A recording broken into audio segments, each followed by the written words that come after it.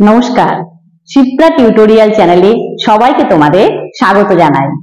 আমি আজকে তোমাদের অষ্টম শ্রেণীর দ্বিতীয় অধ্যায়ের একটা বিষয়বস্তু, সেটা হচ্ছে ব্রিটিশ ইস্ট ইন্ডিয়া কোম্পানি দেওয়ানির অধিকার পাওয়া। ব্রিটিশ ইস্ট ইন্ডিয়া কোম্পানির দেওয়ানির অধিকার পাওয়া এবং তার ফলস্বরূপ বাংলায় দ্বৈত শাসন ব্যবস্থার কায়েম হওয়া বা চালু হওয়া, এই নিয়ে আজকে আলোচনা করব। মানে ক্লাস 8 এর সেকেন্ড চ্যাপ্টারের topic British east India company যে দেওয়ানি বা ট্যাক্স কালেক্ট করার যে রাইটস মুঘল এম্পায়ার শাহ আলমের কাছ থেকে পেয়েছিল, সেই দেওয়ানির রাইটস পাওয়া এবং তার ফলে বেঙ্গলে যে ডুয়েল সিস্টেম অফ অ্যাডমিনিস্ট্রেশন এটা যে চালু হয়েছিল, সেই নিয়ে আজকে আমি ডিসকাস করব। আচ্ছা, তার আগে আমি একটু বলে নিই যে আমি আগের ক্লাসে বা আগের ভিডিওতে আমি তোমাদের বলেছি যে 1764 খ্রিস্টাব্দে মীর কাসিম অযোধ্যার শাসক সুজাউদ্দৌলা এবং মুঘল সম্রাট শাহ আলমকে নিয়ে একটি যৌথ বাহিনী গঠন করে ব্রিটিশ কোম্পানির বিরুদ্ধে যুদ্ধ ঘোষণা করেছিল, যেই যুদ্ধ বক্সারের যুদ্ধ নামে পরিচিত। এবং সেই যুদ্ধে কিন্তু কোম্পানির কাছে এরা তিনজনেই পরাজিত হয়েছিল। এটা আমি আগের ক্লাসে আলোচনা করেছি। মানে 1764 এ যে ব্যাটেল অফ বক্সার হয়েছিল, মীর কাসিম, অযোধ্যার রুলার সুজাউদ্দৌলা এবং মুঘল এম্পায়ার সেকেন্ড শাহ আলম, এদের মধ্যে যে কম্বাইন্ড ফোর্স একটা, তারা ব্রিটিশ কোম্পানির এগেইনস্টে একটা ব্যাটেল অ্যানাউন্স করেছিল, যেটাকে ব্যাটেল অফ বক্সার বলে। এবং এই যুদ্ধে বা এই ব্যাটেলে কিন্তু কোম্পানি ভিক্টরি লাভ করেছিল। এটা আমি আগের ক্লাসে আলোচনা করেছি। এবং তার ফলে বা তার পরিণতিতে মুঘল সম্রাট শাহ আলম কোম্পানির সঙ্গে একটা আপোষ করেছিল বা একটা কম্প্রোমাইজ করেছিল। এবং সেই আপোষের পরিণতি ছিল বাংলা, বিহার, উড়িষ্যার দেওয়ানির অধিকার কোম্পানিকে দিয়ে দেওয়া বা দিয়ে দিতে বাধ্য হওয়া। মানে বেঙ্গল, বিহার, উড়িষ্যার যে দেওয়ানির রাইট বা ট্যাক্স কালেক্ট করার যে রাইট, এটা কিন্তু মুঘল এম্পায়ার শাহ আলম কোম্পানিকে দিতে বাধ্য হয়েছিল।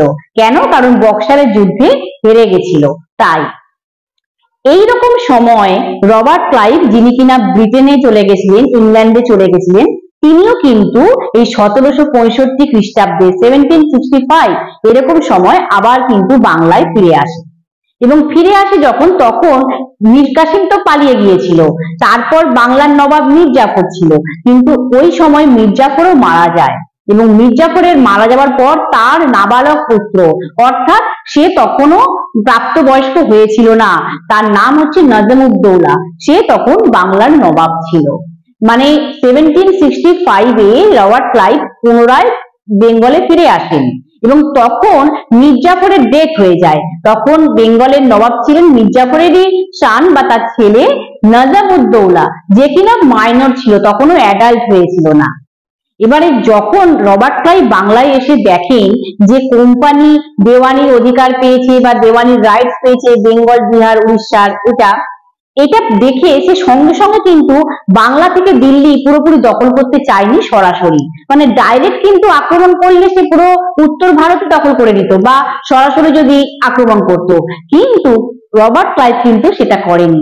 রবার্ট ক্লাইভ ধীরে ধীরে ক্ষমতাটাকে বিস্তার করতে চেয়েছিল, মানে স্লোলি সে কিন্তু তার পাওয়ারটাকে এক্সপ্যান্ড করতে চেয়েছিল।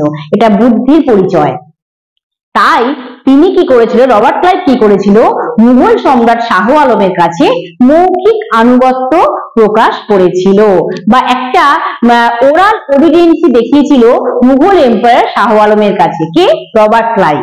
এবং এর ফলে কি হয়েছিল, অযোধ্যার শাসক সুজাউদ্দৌলা এবং মুঘল সম্রাট শাহ আলম দুজনেই মিলে কিন্তু কোম্পানির সঙ্গে একটা চুক্তি করতে উদ্যোগী হয় বা একটা ট্রিটি করার জন্য অযোধ্যার রুলার সুজাউদ্দৌলা এবং মুঘল এম্পায়ার শাহ আলম ইনিশিয়েটিভ নেয়। কার সঙ্গে? কোম্পানির সঙ্গে।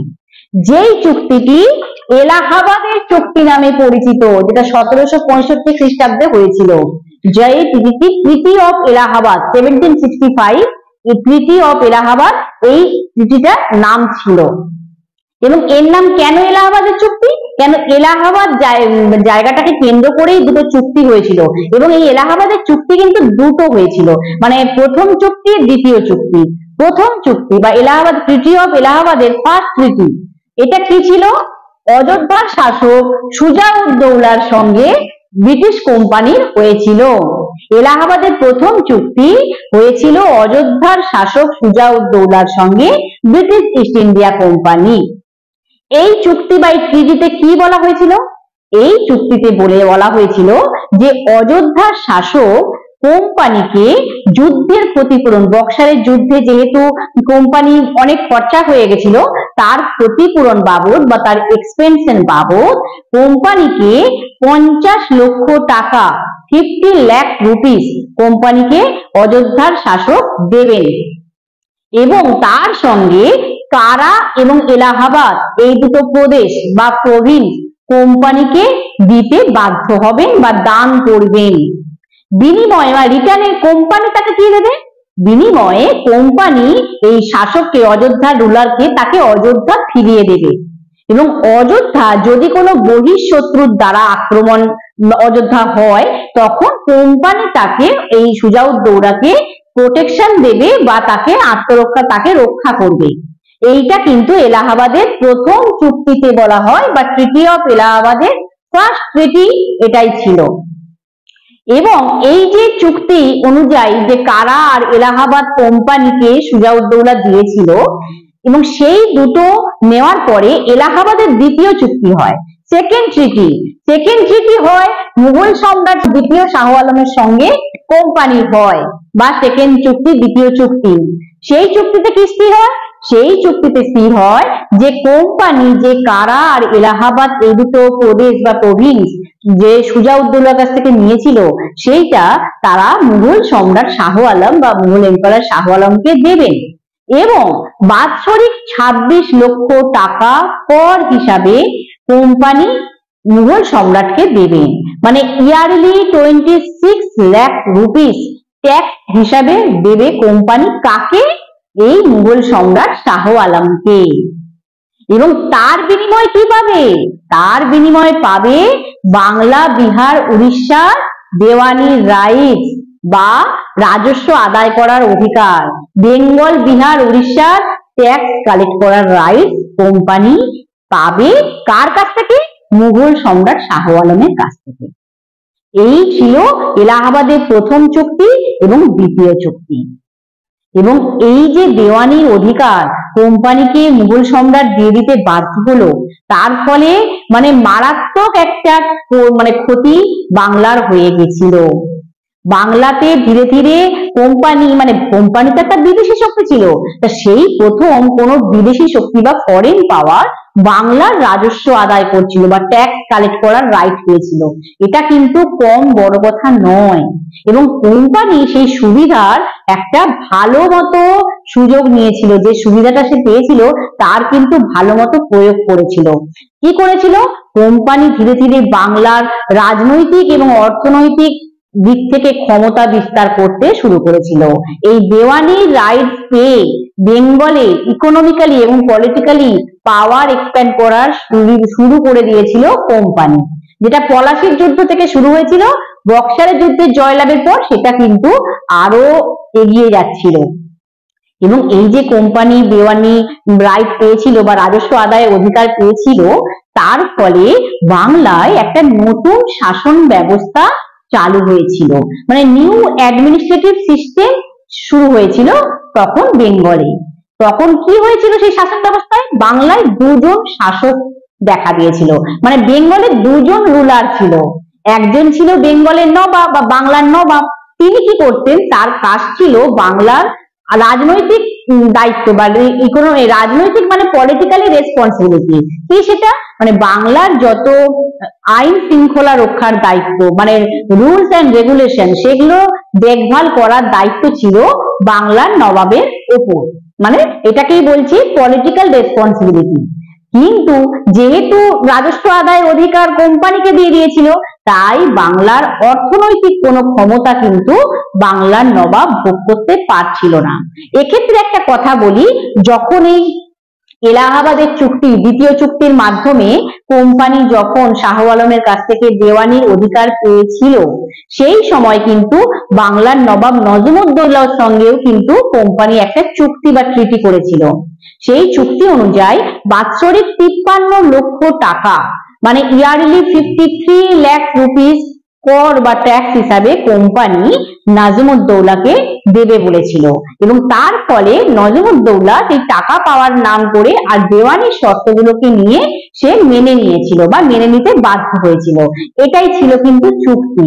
তাই সেই জন্য কি হয়েছিল, যখন এই দেওয়ানি অধিকার কোম্পানি পাওয়ার পর যখন বাংলায় দ্বৈত শাসন ব্যবস্থা চালু হলো, তখন বাংলার নবাব কিন্তু একেবারে অর্থনৈতিকভাবে ক্ষমতাহীন হয়ে পড়ে বা ইকোনমিক্যালি তার পাওয়ার লেস হয়ে যায়। অন্যদিকে কোম্পানি সে কিন্তু কোনো রাজনৈতিক দায়িত্ব পালন করতো না, মানে সে কিন্তু কোনো রুলস রেগুলেশন দেখা তার কিন্তু কোনো দায়িত্ব ছিল না। সে কি করত, সে রাজস্ব আদায়ের অধিকার পেয়েছিল, তাই অর্থনৈতিক ক্ষমতা কিন্তু তার ছিল। মানে যেহেতু ট্যাক্স কালেক্ট করার রাইটসটা কোম্পানি পেয়েছিল দেওয়ানি রাইটস এর মাধ্যমে, তাই ইকোনমিক্যালি তার কিন্তু পাওয়ার ছিল, ইকোনমিক্যালি পাওয়ার কিন্তু পেয়েছিল উইদাউট এনি রেসপন্সিবিলিটি, মানে কোনো রেসপন্সিবিলিটি ছাড়াই। মানে এই যে শাসন ব্যবস্থা, এই শাসন ব্যবস্থাকেই বাংলায় দ্বৈত শাসন ব্যবস্থা, দ্বৈত শাসন ব্যবস্থা বলে বলা হয়েছে, যেটা কিনা ডুয়েল সিস্টেম অফ অ্যাডমিনিস্ট্রেশন নামে আমরা জানি। দ্বৈত শাসন ব্যবস্থা বা ডুয়েল সিস্টেম অফ অ্যাডমিনিস্ট্রেশন। এবং এই শাসন ব্যবস্থা কিন্তু বাংলায় 1765 থেকে 1772, 1765 থেকে 1772 এতদিন কিন্তু চালু ছিল। এবং এর ফলে এই শাসন ব্যবস্থা চালু হওয়ার ফলে বাংলার অর্থনীতি কিন্তু পুরোপুরি ভেঙে পড়ে, বাংলার নবাব ক্ষমতাহীন হয়ে পড়ে, বাংলার নবাবের আর কোনো পাওয়ার থাকে না। তার ফলে কি হয়, কোম্পানি এই যে বাংলা, বিহার, উড়িষ্যার যে রাজস্ব আদায়ের অধিকার পেয়েছিল বা ট্যাক্স কালেক্ট করার রাইট পেয়েছিল, তার মাধ্যমে তারা কি করেছিল, প্রচুর পরিমাণে অর্থ সম্পদ অবাধে লুণ্ঠন করছিল, যে ইংল্যান্ডে পাচার করে দিচ্ছিল। মানে প্রচুর অ্যাসেট মানি ট্যাক্স কালেক্ট করার নাম করে প্রচুর অ্যাসেট মানি তারা কিন্তু প্লান্ডার করে ইংল্যান্ডে পাঠিয়ে দিচ্ছিল। আর কি করছিল, তারা যে বাংলায় যে বাণিজ্য করছিল, বিজনেস করছিল বা ট্রেডিং করছিল, তার তো একটা মূলধন বা ক্যাপিটাল লাগতো, সেই মূলধনের টাকাটাও কিন্তু এই রাজস্বের টাকা থেকেই তারা ব্যবহার করত। মানে ট্যাক্স কালেক্ট করে যে টাকা তারা পেত, সেই টাকা দিয়ে কিন্তু তারা বেঙ্গলে ট্রেডিংটাও করতো, ট্রেডিং এর ক্যাপিটালটাকেও কিন্তু জোগাড় করতো।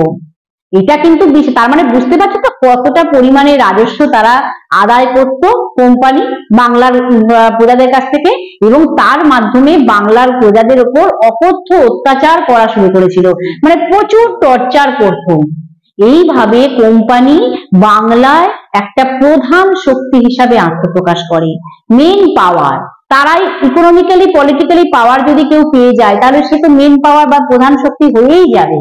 এবং তার ফলে বাংলার অর্থনীতি ভেঙে পড়ে, বাংলার চরম মানে সমস্যার মুখে পড়ে যায়, এবং সেইখান থেকে কিন্তু সূত্রপাত হয় কোম্পানি বাংলা তথা ভারতবর্ষে আধিপত্য বিস্তার করা, যেটা পলাশীর যুদ্ধ থেকে শুরু হয়েছিল। বক্সারের যুদ্ধে জয়লাভের পর যখন কোম্পানি দেওয়ানির অধিকার পেল, তার ফলে কিন্তু বিশাল বড় ক্ষতি হয়ে গেল বাংলার, এবং আস্তে আস্তে কিন্তু ভারতবর্ষে ধীরে ধীরে আধিপত্য বিস্তার করতে কোম্পানি শুরু করে দিল বা সুপ্রিমেসি ক্রিয়েট করা শুরু করে দিল ইন্ডিয়াতে। এই হচ্ছে দ্বৈত শাসন ব্যবস্থা এবং দেওয়ানির অধিকার কোম্পানি পাওয়ার ফলে বাংলার কি অবস্থা হয়েছিল। মানে বণিকের মানদণ্ড পরিণত হয়েছিল রাজদণ্ডে, মানে যে কোম্পানি বাংলাতে ট্রেডিং করতে এসেছিল তারা কিনা মেন পাওয়ার হয়ে রয়ে গেল, এটা মারাত্মক ক্ষতি হয়েছিল। এই ছিল দেওয়ানির অধিকার পাওয়া কোম্পানি এবং দ্বৈত শাসন ব্যবস্থা। আশা করি তোমাদের বোঝাতে পারলাম যে জিনিসটা কি কি তাতে ক্ষতি হয়েছিল। আশা করি তোমরা বুঝতে পেরেছো। এবং আলোচনার শেষে আমি সকল ছাত্রছাত্রীদের উদ্দেশ্যে বলতে চাই যে তোমরা মনে রাখবে যে শিক্ষা এটা কিন্তু আজীবন যাত্রা, এবং তোমরা এই যাত্রা পথে এক এক ধাপ করে এগোতে থাকো। আমি তোমাদের কিন্তু পথ দেখানোর জন্য এইভাবেই পাশে থাকবো। আশা করছি তোমরা আমার আলোচনা বুঝতে পেরেছো, এবং যারা শিপ্রা টিউটোরিয়াল চ্যানেলটি সাবস্ক্রাইব করোনি, চ্যানেলটি সাবস্ক্রাইব করে নিও এবং পাশে থাকা বেল আইকনটি অবশ্যই প্রেস করো, তবে কিন্তু নোটিফিকেশন পাবে। আমি বহু বিষয় নিয়ে কিন্তু ভিডিও করছি এবং তোমাদের স্টেপ বাই স্টেপ কিন্তু এক একটা করে চ্যাপ্টার বা এক একটা অধ্যায় আমি শেষ করব এবং তার প্রশ্নোত্তরও আলোচনা করব। তাই চ্যানেলটি অবশ্যই সাবস্ক্রাইব করে নিও। এখানেই আমি আমার আলোচনা শেষ করছি। নমস্কার।